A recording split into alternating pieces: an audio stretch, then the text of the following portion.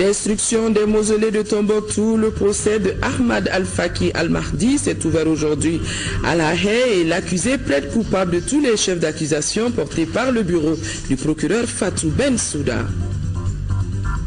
Rôle des jeunes dans la construction citoyenne, c'est le thème choisi pour l'édition 2016 des vacances citoyennes et Bla dans la région de Ségou a été choisi comme ville de lancement. L'ulcère ou si vous voulez l'affection de l'estomac ou du dieu d'un homme, c'est un taux de 6 à 10% au Mali. Ramata Konaté dans Focus Santé nous fera voir la maladie dans ses manifestations. Lancement de la Coupe IBK à Bougouni, c'était le week-end dernier. Le premier match a opposé l'Union sportive de Bougouni à l'AS Baoulé. C'était en présence des responsables du RPM.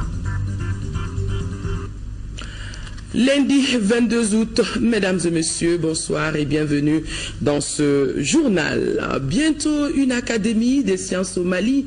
Les membres de la commission de sa mise en place ont été reçus par le Premier ministre, chef du gouvernement, Modibo Keïta, au centre des échanges.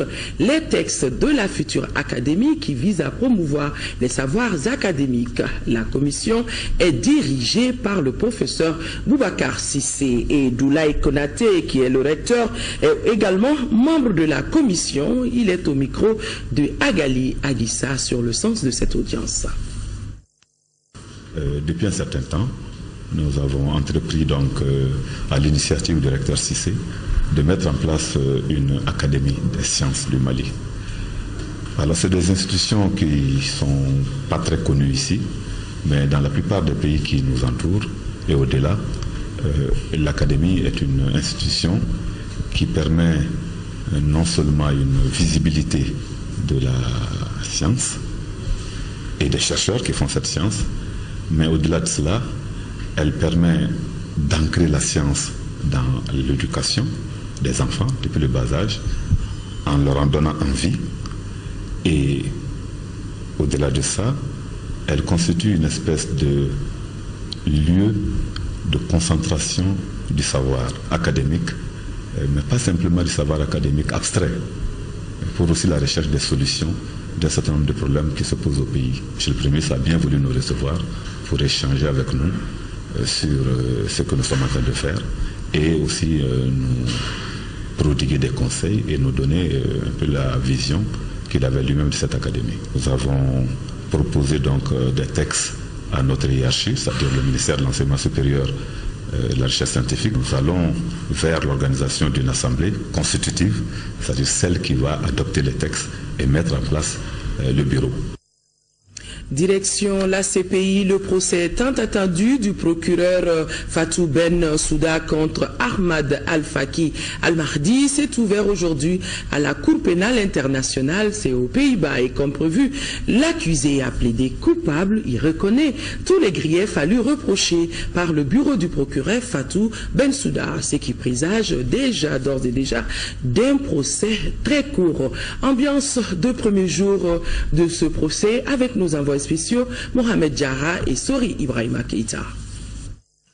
Monsieur Al-Mahdi a dirigé intentionnellement une attaque contre des bâtiments consacrés à la religion et monuments historiques qui n'étaient pas des objectifs militaires. Son nom, Ahmad Al-Faki Al-Mahdi dit Abou Tourab.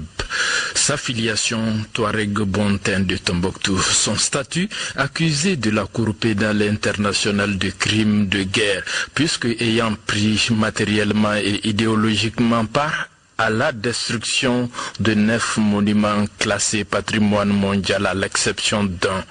À l'ouverture de l'audience, l'accusé plaide coupable dans un speech laconique de 10 secondes. Monsieur le Président, malheureusement, tout ce que je viens d'entendre est véridique et conforme à la réalité. Je vous remercie. J'avoue effectivement ma culpabilité. et le juge de poser quelques questions préjudicielles. Monsieur Al-Mahdi, votre aveu est-il de plein gré? Les échanges se sont-ils effectués dans une langue que vous comprenez? Savez-vous que votre collaboration avec l'accusation n'engage pas les juges devant prononcer la sentence? Toute question auxquelles l'accusé répondra « Oui, Monsieur le Président ». These mausoleums were to the people of Timbuktu.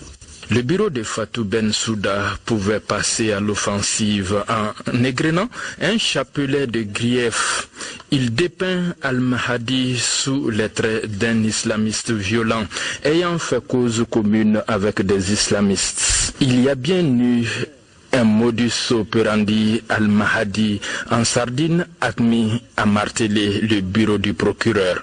Si l'accusé se dit bien traité jusqu'ici par la cour, si la défense voit son temps de parole revu à la hausse de 1h30 à 6h, le procureur général Fatou Bensouda, elle, se dit satisfaite de la procédure accélérée qui bénéficie à la fois à l'accusé, aux victimes et à la cour qui, elle, a aujourd'hui la responsabilité historique d'arrêter la sentence objet du procès du jour, celle qui met en péril l'humanité.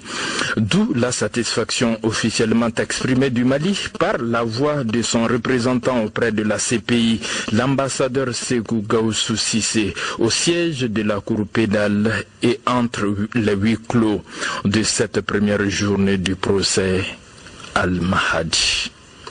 Mr. Al-Mahdi himself comes from the Timbuktu region. Pendant que Al-Mahdi comparait à la CPI pour avoir détruit les mausolées de Tombouctou sur le terrain, je voudrais dire à Tombouctou même, pratiquement tous les édifices religieux saccagés sont reconstruits. Lors des travaux de réhabilitation, les maçons traditionnels ont découvert des miracles que sont les restes de certains saints au cimetière des 3 saints qui datent du 15e siècle. Adama Djimdi depuis Tombouctou.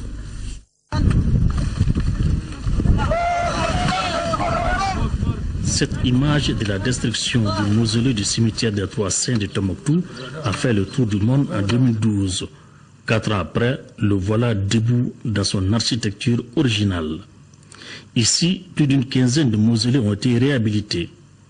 Les populations de Tombouctou, le Mali en général et la communauté internationale avaient un seul souci: reconstruire ces mausolées. Pour les 16 ou 17 mausolées, on était autour de 65 millions. L'info vient de l'UNESCO. Voilà, et l'UNESCO est en contact avec plusieurs bailleurs, notamment la coopération suisse, donc l'Union européenne. Il y a eu des recherches en ville auprès des spécialistes locaux. Il y a eu des fouilles archéologiques autour des mausolées, des relevés architecturaux qui ont permis de faire des recoupements, des analyses, et on a reconstruit chaque mausolée comme on pensait que le mausolée pouvait être il y a 7 ou 8 siècles. La sauvegarde des mausolées, la transmission du savoir et des techniques architecturales se font à Tombouctou de père en fils. Quand on était petits, on suivait nos papas pour faire des parties qui sont tombées, pour les construire. Ça a resté dans nos esprits jusqu'à l'âge où ça arrivait à notre niveau. Lors des travaux de rénovation, les maçons ont découvert des miracles dans un cimetière qui date du 15e siècle. On a trouvé dans les fondations des gens qui sont enterrés. Il y a leurs boubous là-dessus. On n'a jamais trouvé ça avec nos parents. C'est le seul même qu'on a trouvé là-bas. C'est dire que les 333 saints n'ont pas fini de dévoiler leur mystère.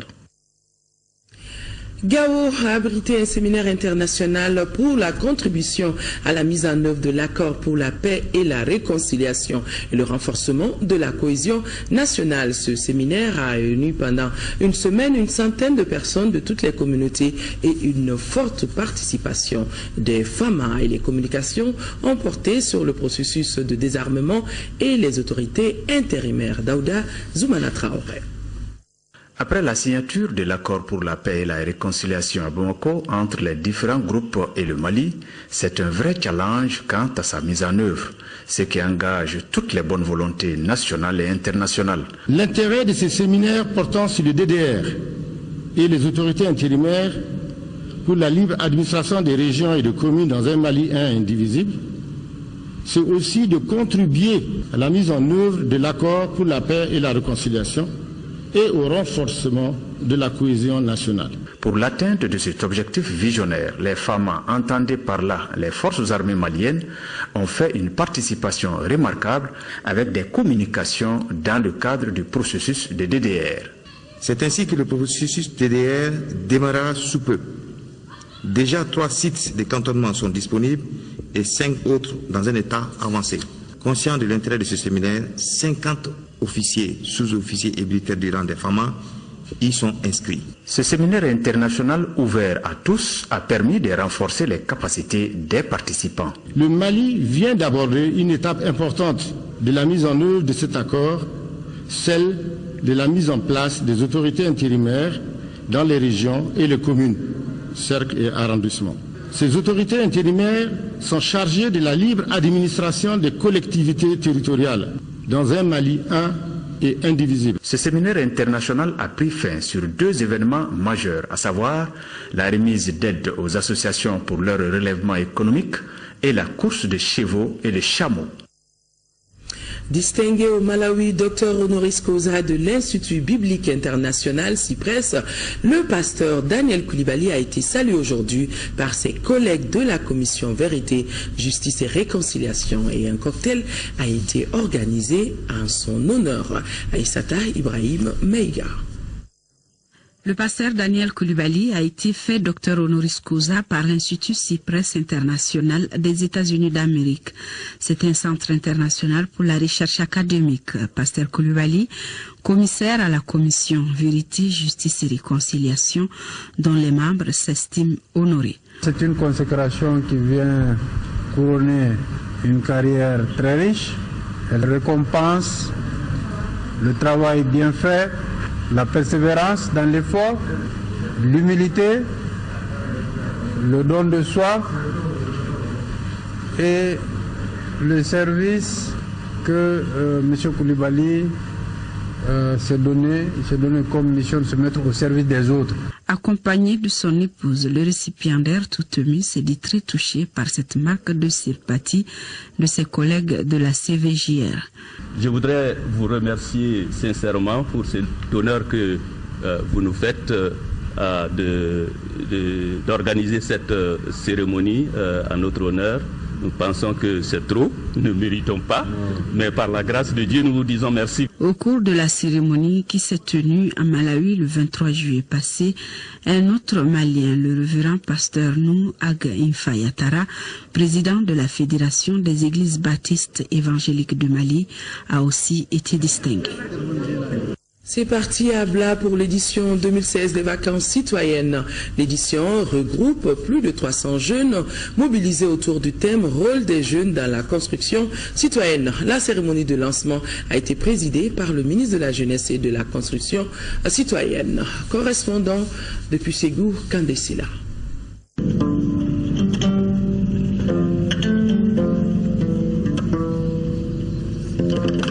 L'hymne national du Mali et une remise des matériels d'assainissement et de sport, le décor des vacances citoyennes est ainsi planté à Bla.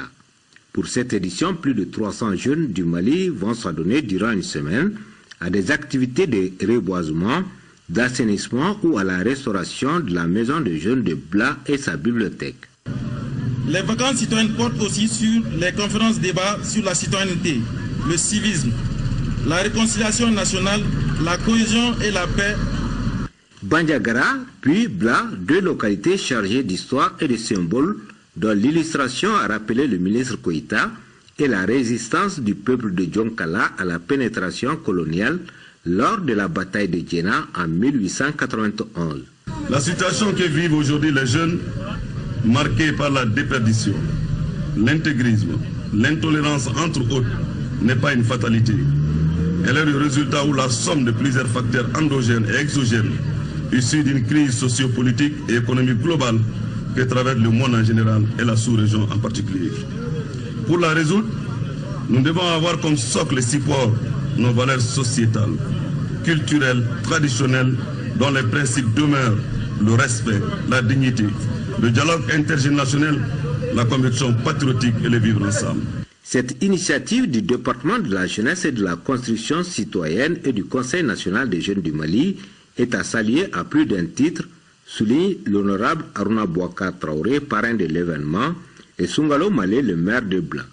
C'est pourquoi ils ont assuré le ministre et sa délégation du soutien des populations à ces activités citoyennes. Supervision de la campagne agricole 2016-2017, le ministre de l'Agriculture a effectué aujourd'hui une visite de terrain à Baguinida. Dans ce bastion de la riziculture, Kassoum Denon a pu constater le bon déroulement de la campagne agricole. Envoyés spéciaux Djeli Makandiabate et Mamari Kone. L'office du périmètre irrigué de Baguinda est l'un des bastions des écoles de notre pays. Pour la campagne agricole 2016-2017, l'OPIB ambitionne de produire 24 234 tonnes de céréales, dont 17 615 tonnes de riz, 6 045 tonnes de maïs et 574 tonnes de mil sorgho. C'est un office qui joue un très grand rôle dans la sécurité alimentaire.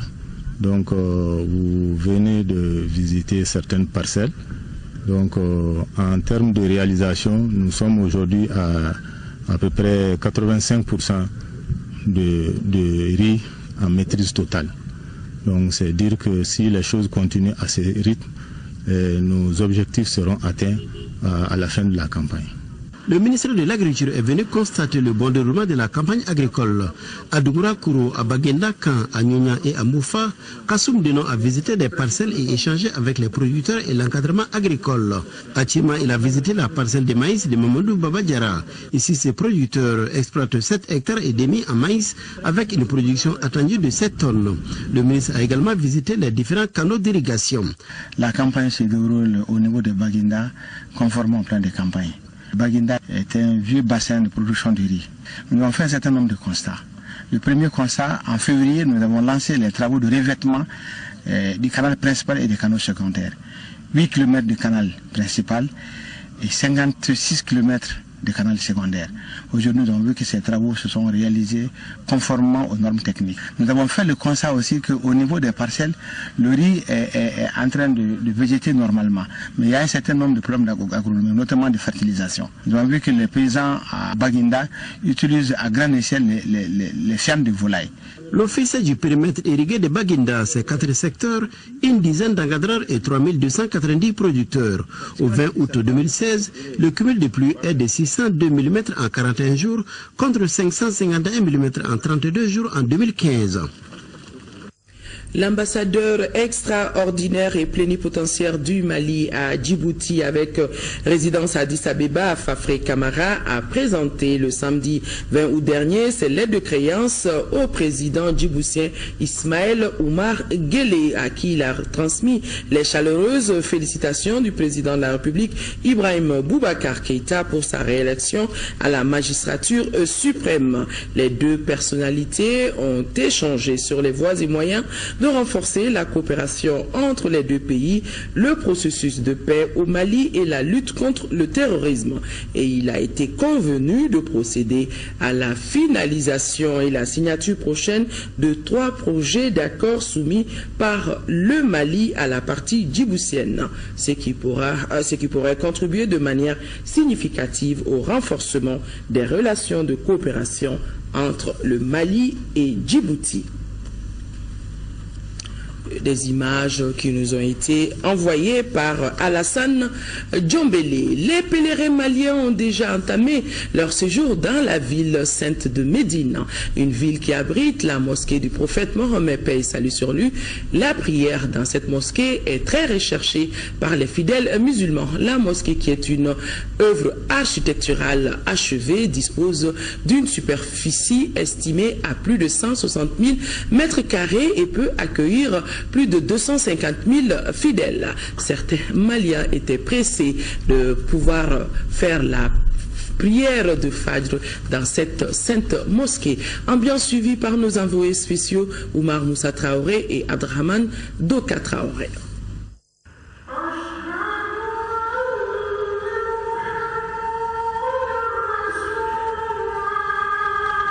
La mosquée du prophète Mohammed, paix et salut sur lui, dans la ville sacrée de Médine, est un véritable chef-d'œuvre architectural. Bâtie sur une superficie de 160 000 m², elle peut accueillir plus de 250 000 fidèles musulmans. L'afflux des pèlerins vers cette mosquée est tout simplement impressionnant. Elle a ses mérites et particularités. Les érudits rapportent que la prière dans cette mosquée vaut 1000 prières. Et celui qui y fait 40 prières successives est sauvé de l'enfer. Ce matin, des Maliens étaient dans les premiers rangs lors de la prière du Fajr. La mosquée là est très grande. En plus de la grandeur, la propriété. Malgré le nombre impressionnant des pèlerins, la mosquée là est toujours propre. Ça m'a impressionné. Médine, qui abrite cette célèbre mosquée, est une ville fortement imprégnée de religiosité. C'est l'une des deux villes sacrées. L'on rapporte que le prophète, paix et salut sur lui, a dit que la foi se réfugie à Médine, comme le serpent se réfugie dans son trou. Ce qui est préférable, le musulman aura des bienfaits. Si possible, c'est de venir à Médine, là où la mosquée du prophète sallallahu alayhi wa sallam est là où sa tombe aussi, et la tombe de ses compagnons, pour faire des prières, quelques prières. Et selon la religion musulmane, ça n'a aucun lien avec le pèlerinage. Les pèlerins doivent quitter dans une semaine en vue de prendre la direction de la Mecque, où ils entreront de plein pied dans l'accomplissement des rites du Hajj 2016. Sommet Afrique-France, le lancement a eu lieu hier, le lancement officiel du tournoi. Le tournoi s'est déroulé hier au stade de Mamadou Konaté. L'objectif du comité national d'organisation est de susciter une mobilisation sociale autour de l'événement. Les anciens joueurs de générations différentes qui, à la cause du sommet, ont donné le ton de la coupe à travers un match de gala de très bonne qualité. C'est ce que nous dit Al-Jumatina. Les activités de sensibilisation et de mobilisation du peuple malien autour du sommet Afrique-France 2017 ont véritablement pris leur envol. L'initiative du comité national d'organisation du sommet, à savoir s'appuyer sur le sport en général, en particulier le football, comme vecteur essentiel de paix, de mobilisation et de cohésion, a ainsi démarré de la plus belle manière au stade Mamadou Konaté. Et l'honneur est revenu aux anciens joueurs, du moins des anciens internationaux qui ont fait vibrer le public dans le passé. Une forte symbolique pour lancer officiellement la Coupe du Sommet Afrique-France 2017 pour la paix et l'amitié franco-africaine. Ça fait longtemps qu'on se voit même parce que c'est un bon match. Alors vous avez pris du plaisir? Oui, beaucoup de plaisir. Avec les anciens? Avec les anciens, oui. Place au match de gala. Une équipe dédiée à Ousmane Traoré et Ousmane Bleni, habillée à maillot blanc, était face à l'équipe de Moriba Dambélé. Se jouant 2 fois 15 minutes, la partie est plaisante. Du côté de l'équipe A à maillot blanc, nous pouvons noter entre autres joueurs Sekou Berté Pierre, Mahamadou Sidibé Maha, Abdul Karim Makasouba, Alassane Diallo Tom Foto et Soumaïla Koulibaly, toujours égal à lui-même. Et c'est d'ailleurs l'ancien capitaine des Aigles du Mali qui va ouvrir le score pour la formation de Ousmane Bleni Traoré.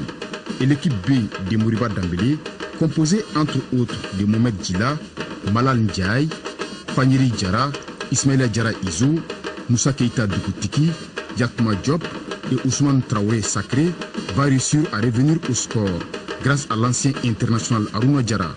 Un but partout, la Coupe du Sommet Afrique-France 2017 pour la paix et l'amitié franco-africaine ne pouvait ni démarrer.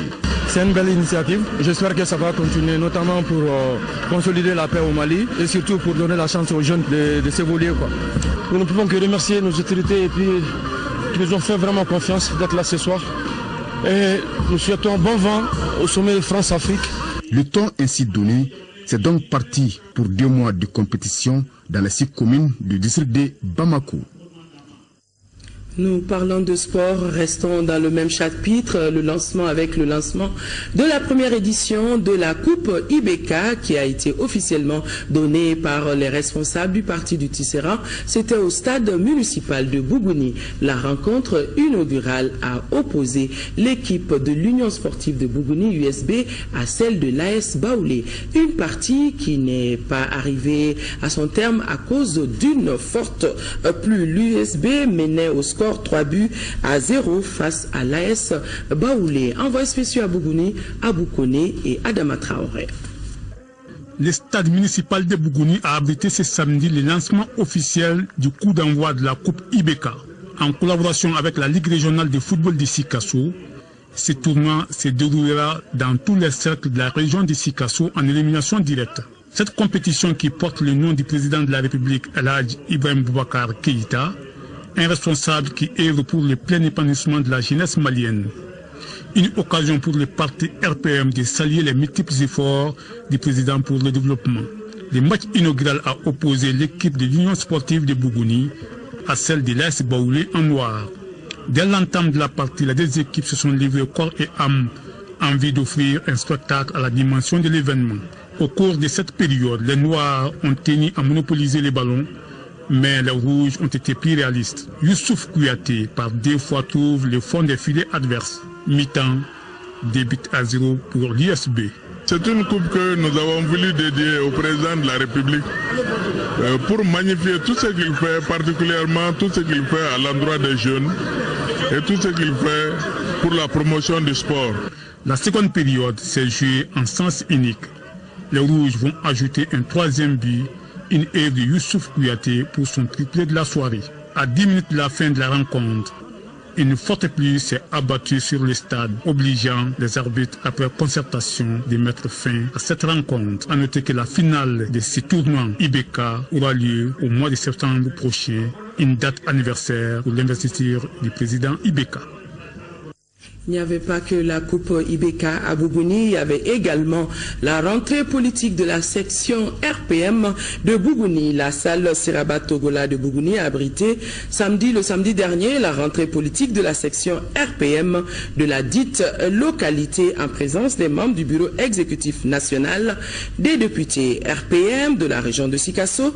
Une occasion de rappeler aux militants les mots d'ordre du parti du Tisserand basé sur la justice et l'égalité. Cette journée a été parrainée par Bakari Togola, qui est le président de l'APECAM. Envoyé spéciaux toujours à Bougouni, à Boukoné et Adama Traoré. La ville de Bougouni a vibré le samedi dernier au rythme de la rentrée politique de la section RPM de la dite localité. Un exercice qui se situe dans le cadre d'une redynamisation de la section avec l'adhésion de nouveaux militants. En plus de cette forte mobilisation des militants RPM, l'ambiance est restée conviviale. Pour l'occasion, la salle Siraba Togola a refusé du monde. Ce rendez-vous est un espace de rencontre et d'échange entre le bureau politique national et sa base sur les préoccupations du moment. Il y a aussi une stratégie pour mieux fédérer les forces en vue des échéances futures. Le message à l'endroit de nos militants, c'est de continuer l'effort parce que l'affluence que nous avons constatée aujourd'hui témoigne de la vitalité du RPM au sein de la région, comme en témoigne ce que nous avons constaté hier à Bougouni. Au cours de cette rencontre, plusieurs témoignages ont été faits à l'endroit des actions de développement entreprises par le président de la République, Ibrahim Boubacar Keïta, notamment la construction des routes, puisqu'il ne saurait y avoir de développement sans infrastructure de base. Cette étape de Bougouni a été sanctionnée par une visite de courtoisie aux notabilités et des bénédictions ont été faites pour un Mali apaisé. Accident de la circulation sur le 3e pont, un camion 10 tonnes a fini très tôt sa course dans le fleuve. À son bord, il y avait 3 personnes. Une personne a pu être sauvée par les hommes du commandant Koma Samaké de la direction régionale de la protection civile. Et les 2 autres n'ont pas pu être sauvés. Selon les informations recueillies sur place, le châssis du véhicule avait lâché avant qu'il ne casse les garde-fous. C'était tôt ce matin au niveau du 3e pont vers Sotuba. Au Mali, entre 900 000 et 1 million de personnes souffrent de l'ulcère, soit un taux de 6 à 10% de la population selon les données hospitalières. Cette maladie est une plaie au niveau de l'estomac ou du duodénum, jonction entre l'estomac et l'intestin grêle. Ramata Konaté nous en dit plus dans la page Focus Santé de ce soir.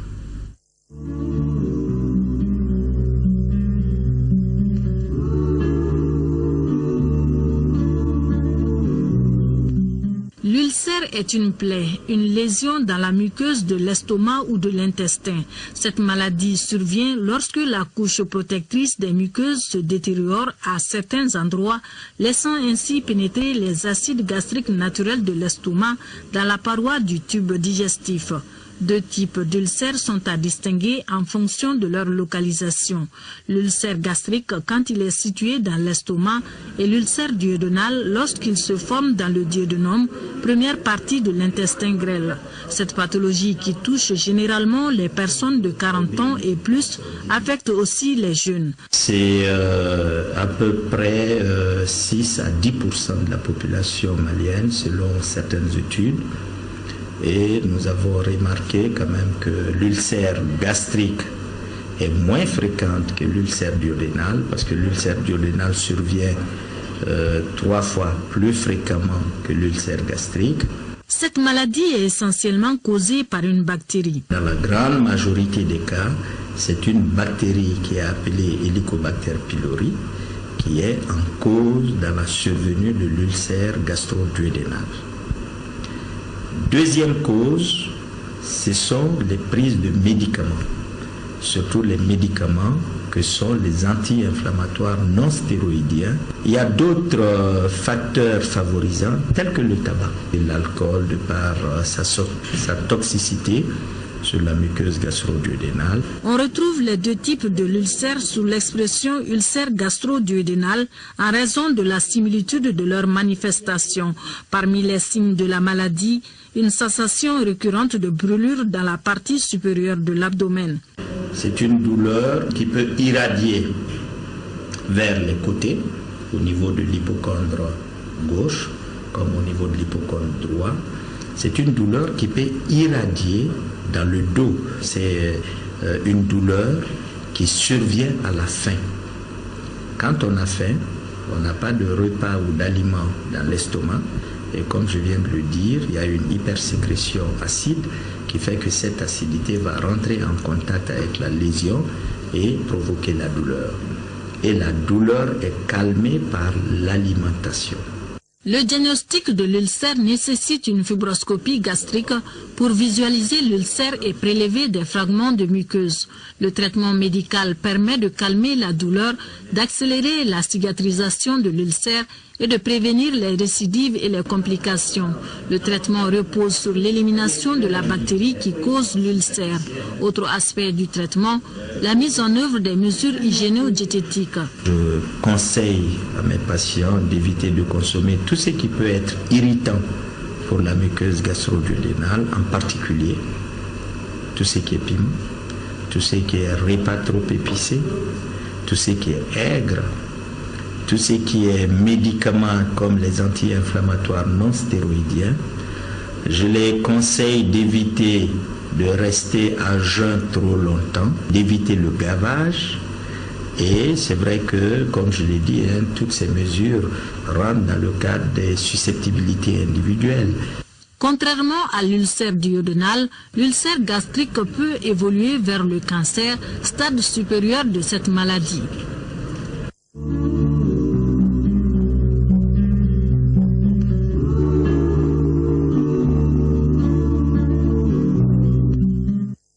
Voilà, à suivre après ce journal, un magazine sur la visite du Premier ministre chef du gouvernement en Namibie. C'était la semaine dernière, visite au cours de laquelle les deux pays ont posé de nouveaux jalons dans la coopération bilatérale. Voilà, mesdames et messieurs, c'est donc tout pour ce journal. Merci de l'avoir suivi. Demain, 10h, 13h, Rachel Tessougué. Excellente nuit à nos téléspectateurs de Sirakoro Meguetan.